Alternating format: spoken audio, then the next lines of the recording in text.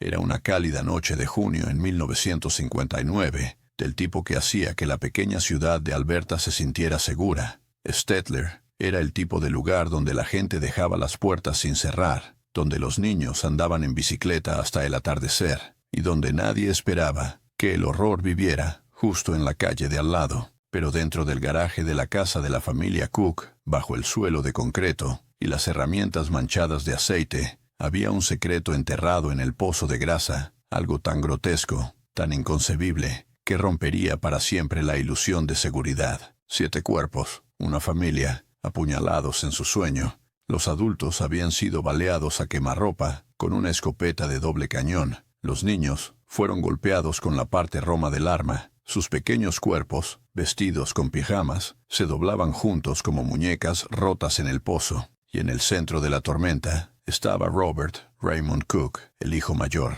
encantador, bien parecido, conocido por los vecinos como un joven problemático pero educado. En pocas horas se convirtió en el principal sospechoso de uno de los asesinatos en masa más inquietantes de Canadá. Él afirmó su inocencia, dijo que no sabía qué había pasado, pero cuando la policía abrió el maletero de un coche intercambiado, encontraron algo más: un álbum de fotos, pijamas de niños, sábanas nuevas, sin sangre, sin gritos, solo pistas que no tenían sentido. Luego corrió. Lo que siguió fue una de las cacerías humanas más grandes en la historia de Alberta, y un juicio que convertiría a Robert Cook en la última persona ejecutada en la provincia. Pero la pregunta sigue siendo, ¿realmente lo hizo? Si te gustan las investigaciones profundas y los misterios oscuros, suscríbete ahora. Este caso te sorprenderá. Stettler, Alberta, población de poco menos de 3,000, en 1959, un lugar definido por noches tranquilas, elevadores de grano y el ritmo constante de la vida rural. Ubicado en el corazón de la tierra de praderas, era un pueblo donde las familias se conocían por su nombre y los secretos tenían poco espacio para respirar. Pero ese verano, una familia, los Cook,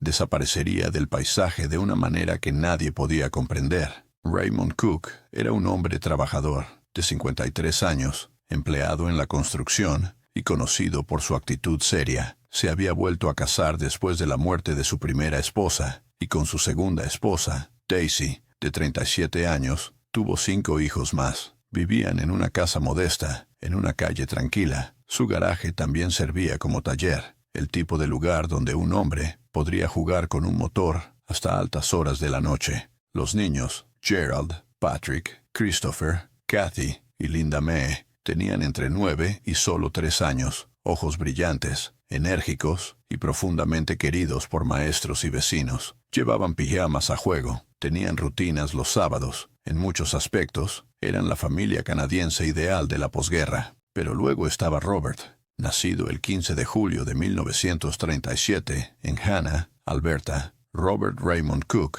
era hijo de Raymond, de su primer matrimonio. Creció alejado de su padre, pasando años en reformatorios por delitos menores. Para cuando tenía 21 años, ya tenía antecedentes penales que incluían robo, falsificación e impersonación. Sin embargo, también tenía un lado que atraía a las personas. Era articulado, bien parecido, y en ocasiones, inquietantemente tranquilo bajo presión. Después de su liberación de prisión en 1959, Robert regresó a Stettler para vivir con la familia Cook. Los vecinos notaron un cambio. Era más callado, a veces pensativo, pero nadie esperaba violencia. No en esta familia, no en esta ciudad. Solo unos días antes de la masacre, Robert visitó concesionarios de autos en Alberta, intentando cambiar la camioneta de su padre por algo más llamativo, un convertible Impala de 1959. Cuando fue interrogado, contó diferentes historias, que la familia había ido a Columbia Británica, que él estaba autorizado para hacer el trato, que todo estaba bien. No lo fue. El pueblo de Stettler no tuvo advertencia, sin gritos, sin informes de personas desaparecidas, solo silencio y la repentina ausencia de toda una familia. Luego vino el olor. 28 de junio de 1959. La casa de Cook permanecía quieta en la luz de la mañana temprano, sin movimiento, sin ruido. Los vecinos habían comenzado a notar el silencio, sin niños jugando en el patio, sin señales de Raymond o Daisy en la iglesia. La casa parecía intacta, pero se sentía mal. Fue la policía local quien primero abrió el garaje. La station wagon había desaparecido, pero el aire estaba cargado con un olor acre, casi metálico. Un oficial caminó hacia el pozo de grasa, una zanja profunda construida en el concreto para reparaciones de vehículos. Cuando se levantó la tapa, una nube de moscas estalló en el aire. Dentro, apilados en capas, estaban los restos de los 7 miembros de la familia Cook: Raymond Cook, Daisy Cook y sus 5 hijos: Gerald, Patrick, Christopher, Kathy y Linda May, cada uno en su ropa de dormir, cada uno asesinado. Raymond y Daisy habían sido baleados, disparos de escopeta de doble cañón a quemarropa en la cabeza y el pecho. Los cuerpos de los niños mostraban signos de trauma por fuerza contundente. Los investigadores determinarían más tarde que la culata del arma había sido utilizada, balanceándose hacia abajo con fuerza aplastante mientras dormían. La vista era incomprensible. El pozo de grasa, destinado a contener aceite y piezas, ahora albergaba a toda una familia, doblada y enterrada bajo mantas, ropa de cama y ropa en un intento grotesco de ocultar la evidencia. La sangre había empapado el concreto. Se encontró un martillo cerca, casquillos de bala. La mano de un niño aún sujetaba un pedazo de su pijama. De regreso en la casa, los investigadores encontraron signos de puesta en escena: las camas cuidadosamente hechas, los juguetes intactos, sin signos de entrada forzada, sin ventanas rotas, sin puertas destrozadas. Quienquiera que hubiera hecho esto tuvo tiempo para limpiar, para pensar, para colocar cada cuerpo deliberadamente. Y había algo más, faltante: el Station Wagon Chevrolet de 1958, desaparecido, junto con documentos, efectos personales y un álbum de fotos que más tarde reaparecería, a kilómetros de distancia, en una ciudad completamente diferente. Esa mañana, toda la provincia de Alberta despertó con una pesadilla. La noticia se difundió rápidamente: 7 muertos en una tranquila casa familiar, sin advertencia, sin supervivientes, sin sospechosos, por ahora. Pero un nombre ya estaba en los labios de los investigadores: Robert Raymond Cook, porque no solo estaba desaparecido, sino que había sido arrestado días antes por intentar comerciar con esa misma camioneta. Hasta ahora, la policía no tenía motivo, ni testigos, ni confesiones, pero lo único que tenían era una pista, y conducía directamente al hijo mayor de la familia Cook.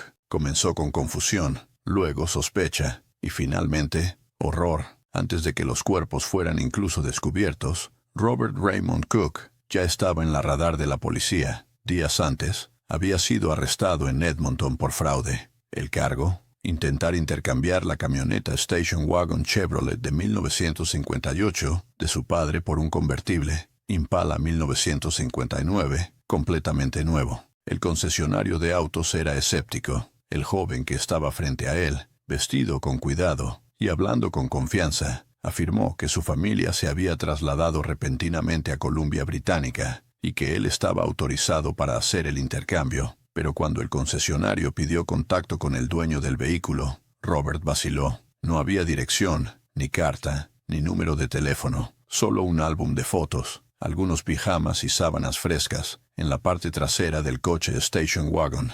Para la policía de Edmonton, parecía extraño, pero aún no criminal. Eso cambiaría una vez que la policía de Stettler abriera el garaje de la familia Cook. En el momento en que se recuperaron los 7 cuerpos del pozo de grasa, una cadena de eventos se puso en marcha. Robert, ya bajo custodia, fue reclasificado de sospechoso de fraude a sospechoso de asesinato. Pero lo que vino después solo profundizaría el misterio. En interrogatorio, Robert dijo a la policía que no había visto a su familia en semanas. Luego, horas después, afirmó que simplemente estaban de vacaciones en Columbia Británica. Días más tarde, insistió en que estaban vivos y que estarían furiosos cuando descubrieran que lo estaban acusando. No mostró signos de pánico, pero tampoco de tristeza. Aún así, la evidencia en su contra era circunstancial. No se encontraron huellas dactilares en la escena que lo relacionaran claramente con el arma. No había testigos presenciales, no hubo confesión directa, y sin embargo,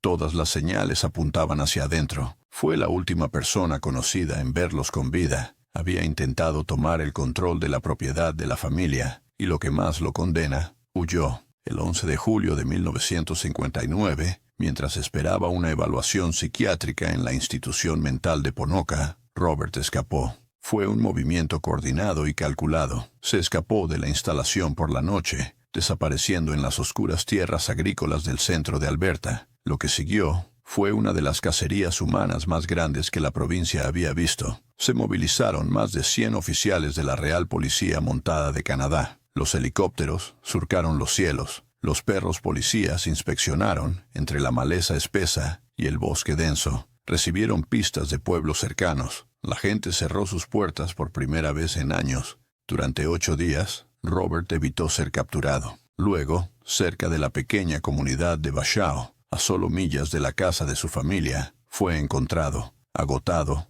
hambriento y escondido en una granja. Se rindió sin resistencia. De regreso en custodia, fue formalmente acusado del asesinato de su padre, Raymond Cook. No los 7, solo el patriarca. Los fiscales sabían que condenarlo por un cargo podría ser más fácil que perseguir a los 7. El juicio comenzó con un pueblo en tensión. Dentro de la sala, Robert parecía tranquilo, inalterable. Algunos decían que arrogante. Continuó proclamando su inocencia, calificando las acusaciones de locas.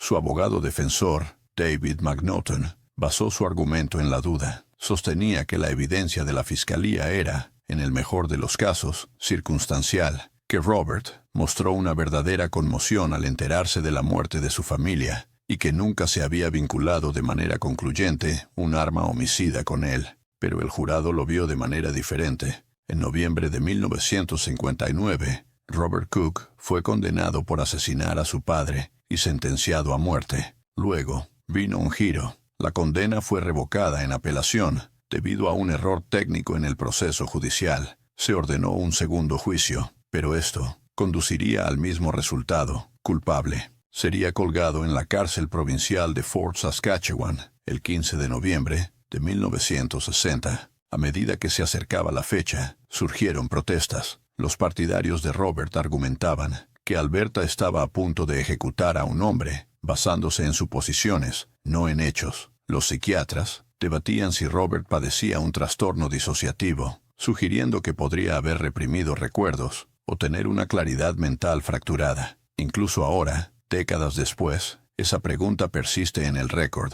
¿Robert Cook asesinó a su familia en un momento de rabia o realmente no lo recordó? Hasta ahora, la policía no tenía pistas, ni motivo, ni sospechoso, pero ahora tenían una convicción y un hombre que nunca admitió culpa. La condena era definitiva, la sentencia era de muerte, pero la historia estaba lejos de terminar. Lo que parecía un caso cerrado comenzó a desmoronarse, no en la sala de tribunales, sino en la mente del público. A medida que se acercaba la fecha de ejecución, las grietas en la narrativa se ampliaban. Robert Cook nunca había confesado, ni una sola vez. A lo largo de 2 juicios, meses en custodia y horas interminables de interrogatorio, mantuvo el mismo tono tranquilo, casi inquietante. No los maté. Y luego llegaron las inconsistencias. Primero, la falta de evidencia física. Nunca se encontró un arma del crimen en posesión de Robert. No hay huellas dactilares en la escopeta ni en el martillo. No hay ropa ensangrentada. No hay testigos que lo hayan visto en la escena durante el tiempo estimado de los asesinatos. El crimen había sido metódico, preciso y brutal, pero el comportamiento conocido de Robert, errático, impulsivo, desorganizado, no se alineaba con la fría lógica de los asesinatos. Segundo, el comportamiento del acusado. Según las enfermeras de la institución mental de Ponoka, la respuesta de Robert, al enterarse de la muerte de su familia, había sido de un shock visible y genuino. Había llorado, temblado, preguntaba repetidamente. ¿Todos ellos? No era la reacción de un asesino sin remordimientos, era humana. Luego, David McNaughton, su abogado defensor, reveló lo que él creía que era la mayor falla en el caso de la fiscalía: el motivo. Robert tenía un pasado criminal, sí, pero el asesinato, especialmente de 7 miembros de la familia, era un salto psicológico. No había una ganancia financiera esperándolo. No había antecedentes de violencia contra sus hermanos o su padre. No había entradas en un diario, amenazas, ni signos de ira creciente. Y quizás lo más inquietante de todo, la fuga. Si Robert fuera realmente el asesino a sangre fría que las autoridades afirmaron, ¿por qué huyó solo después de ser enviado para una evaluación psiquiátrica? ¿Por qué no huir en el momento en que se encontraron los cuerpos? ¿Por qué entregarse pacíficamente después de evadir una de las cacerías humanas más grandes en la historia de Alberta? En los últimos días antes de su ejecución, llegaron cartas en gran cantidad. Ciudadanos, periodistas, incluso el clero, expresaron su preocupación. ¿Es esto justicia?, preguntó un editorial. ¿O conveniencia? Otros señalaron la confianza en declive de Canadá en la pena capital, usando el caso de Cook como un llamado a la acción. Algunos incluso sugirieron una teoría alternativa. ¿Y si el verdadero asesino hubiera utilizado el pasado de Robert como cobertura? ¿Y si alguien más, con acceso a la casa y conocimiento de las rutinas de la familia, hubiera cometido el crimen y el comportamiento extraño de Robert fuera la distracción perfecta? Por supuesto, no había ninguna prueba de eso, solo susurros, solo duda. Pero esa duda nunca se fue. Este giro lo cambió todo. Comenta abajo. ¿Quién crees que lo hizo? 15 de noviembre de 1960. El sol aún no había salido cuando los guardias entraron en la celda de Robert Raymond Cook, en la prisión provincial de Fort Saskatchewan. Había pasado la noche despierto, paseando, orando, escribiendo cartas que nadie leería jamás. A las 9:00 a.m., dio sus pasos finales. Tenía 23 años. Fuera, los manifestantes permanecían en silencio. Los periodistas esperaban en un frío intenso. En todo Alberta, las radios transmitían la noticia. Robert Cook sería el último hombre ejecutado en la provincia. La horca, oculta tras altos muros de piedra, había sido preparada la noche anterior.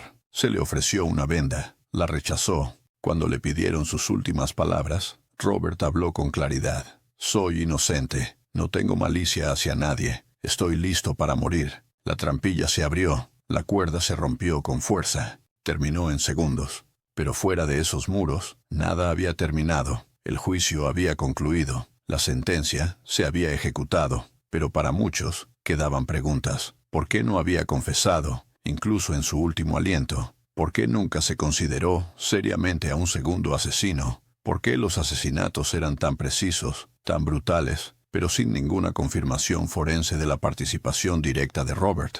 Para algunos, el Estado había ejecutado a un monstruo. Para otros, habían silenciado a un chivo expiatorio. Incluso décadas después, los académicos legales volverían a revisar el caso, calificándolo como uno de los ejemplos más perturbadores de justicia sin pruebas en Canadá. En 2017, una revisión de condenas erróneas en Canadá mencionó el nombre de Cook en la misma línea que otros casos infames y controvertidos.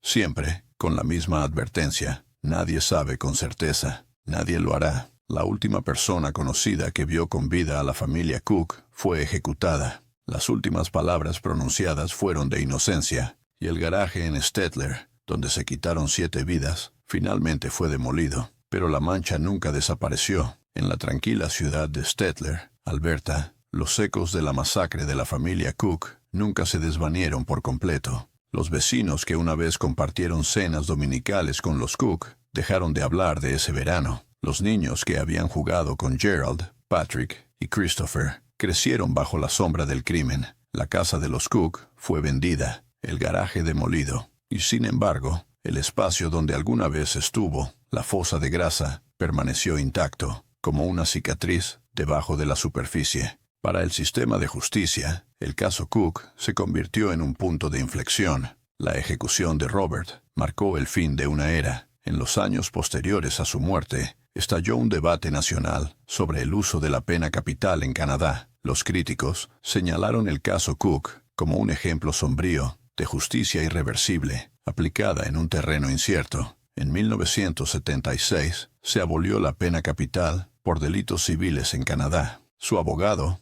David McNaughton, describiría más tarde el juicio como el más problemático de su carrera, no por el resultado, sino por lo que no pudo probar. No había paz en ello, dijo a los periodistas años después. Solo silencio. Los familiares que sobrevivieron, primos lejanos, viejos amigos, nunca hablaron mucho con la prensa. No hubo homenajes, no aniversarios, solo puertas cerradas y un duelo silencioso. Pero las preguntas permanecieron. Se escribieron libros.